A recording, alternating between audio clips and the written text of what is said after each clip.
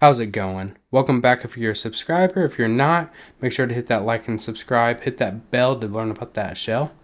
Today, we're going to be talking about files and folders. We're going to talk about creating files, creating folders, deleting files and folders, adding content to files, also appending to those files, getting the current location we're in, all that fun stuff. If you tuned in my last video, you may have noticed I said I want to try to release content on Tuesdays, and today is not Tuesday, but there's a reason for that. I've been working on getting merch out there. I want to get a shop together. I want to get the knowledge of my brand out there for PowerShell nerds so everybody's aware of it. So I'm actually wearing some merch right now. I'm going to go ahead and show you. Let me know in the comments what you think. If this is something you think you would purchase, that'd be nice to know. But this is currently our brand, PowerShell Nerd. Let's hit the shell. Currently have hoodies, working on other merch moving in the future. And it's a Boston Terrier because I am a Boston Terrier owner and I have two Bostons. But without further ado, let's go ahead and hit that shell. So make sure the key bindings work. We'll go ahead and hit our F8. Make sure that runs. There we go. You may be noticing for the first time I have backtick N and backtick T. So I'll hit on those before we navigate into the commandlets. So backtick N is a new line, and you can see that we have a new line when it printed that out.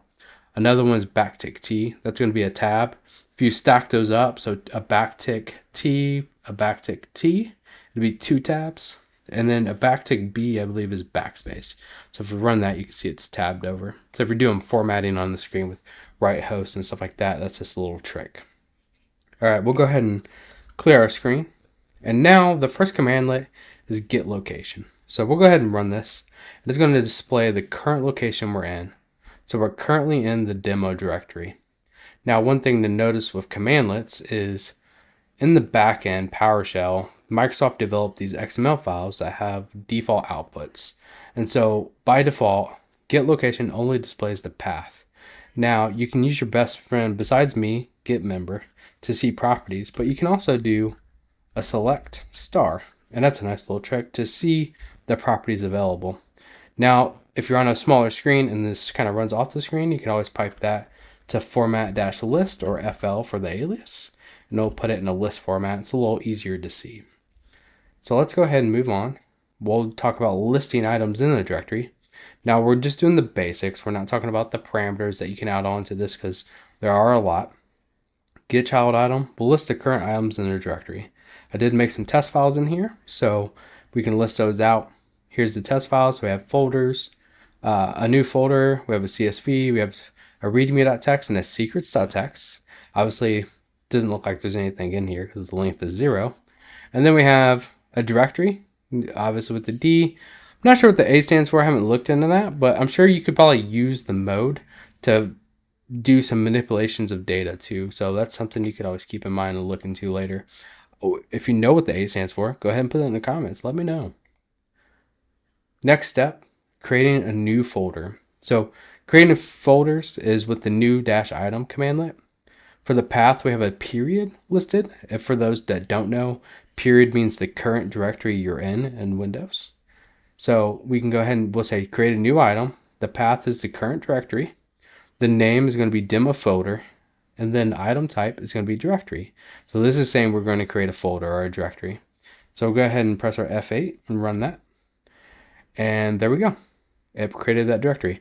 Now, notice that when I created that directory, output came out to the screen. And on my previous video, we did get a comment, and hopefully I said the subscriber's name right, but TFO Fern made a comment about the out-null commandlet. So shout out to you. If you use out-null, go ahead and do that. And we change this. Let's say demo folder 2. If we go ahead and run this, notice no output comes to the screen. So that's a good trick when you're using scripts and you don't want a bunch of things coming out to your screen. That's a good trick to use. Another thing that I added to his comment that some people don't know about is you can actually use .NET and you can do void.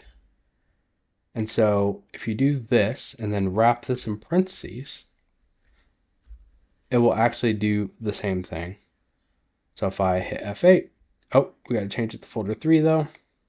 Forgot to change that name because it already exists. And you can't right over it unless you use, like a Jedi, the dash force. So go ahead and run that. And there we go. Same kind of workflow. So void always works for that too.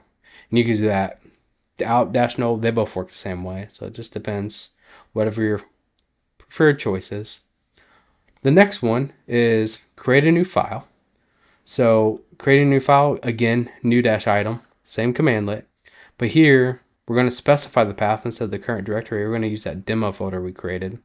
And then we're going to make test.txt. And then the item type is file. So that's how we know it's going to be a file. So go ahead and hit F8. Run that.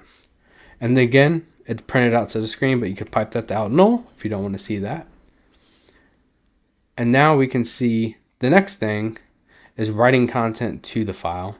So that's going to be done with set content. This is how you put content into a file. Now it doesn't append, that's going to be next. This is going to overwrite what's currently in the file. So keep that in mind.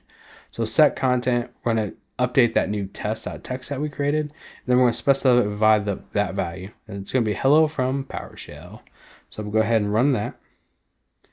And there we go. And now if I actually go in here to the file system, we go into C and we go into demo, we can see everything we've done so far in here. If you're more visual instead of CLI and you're getting used to the CLI because you're becoming a PowerShell nerd like me. So if we go into the demo folder, we can see the test.txt. If we open that up, we'll say notepad just for now. There we go. Hello from PowerShell. So that's what we've done so far. Now, to append to a file, that's going to be add content. Again, we specify our path, current directory going into the subfolder, demo folder, and then the test.txt file. We got the value of a new line. So we're going to create a new line, and then we're going to append that to the file. We're going to put append line period in there. So go ahead and run that with our F8 command. And then next, we'll read content from the file with get content. So we'll say get content path, and we'll specify that file. And it's going to output the information that's in that file. So there we go. Hello from PowerShell. There's our new line that we did, and then append line. So that's that. You can rename the file with rename item. So rename item, path to the file, and then the new name. So this is going to change test.txt to hello.txt. So go ahead and run that. And then if we come back down here, before we remove the item, I'm going to do Get-ChildItem or GCI. And then we're going to look into demo folder, and there's that hello.txt. So just so you can see, I actually changed the name. Go ahead and remove that with remove dash item. We're going to specify the path and hello text. So go ahead and press F8. And now if I run that command again, nothing is in that folder. We can remove the demo folder as well with remove dash item. Now this is where you have to remember, if there's items within the folder, you have to specify recursive. Sometimes it depends on what's in there. Sometimes you do have to use like a Jedi, the dash force, depends on what you're dealing with. But we'll go ahead and just run this. And there it goes. So if we look now, we have no longer a demo folder. So that's what we have today. Obviously, the best part of the video, the challenge. So let's go ahead and navigate over to that challenge. All right, today's challenge is going to be create a folder called projects, or whatever you want. Projects is what I would like to see, and my challenge, I guess. Inside that folder, you're going to create a file named readme.txt. You're going to add text to it. This is a PowerShell project to the file. You can read and display the content of the file. Maybe try writing to the file with that new line technique. Maybe try doing some tabs and some bullet points, like maybe do a cool like one period and then kind of like an item list. That would be a nice little addition to that. Play around with those things. But thanks for tuning in. Again, put in the comments what you think about the merch, and I'll see you next time on Tuesday